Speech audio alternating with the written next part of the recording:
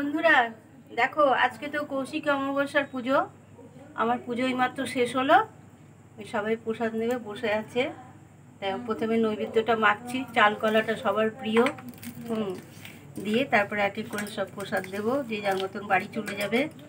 আর আজকে তো মানে কি আর বলবো, এত ব্যস্ত ছিল, সারাদিন কোনো ব্লগ দিতেও পারিনি। আজকে সব দেখুন। হ্যাঁ,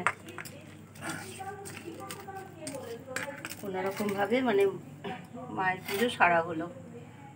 প্রচণ্ড গরম আজকে, এমনি দিনটা ভালোই গেল, কিন্তু এত গরম না, কি বলবো আর।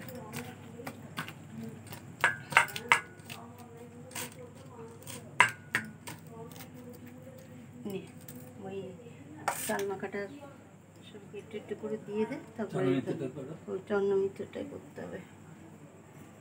ধূপদানিটা করে দিবি, ভালো করে করে নি।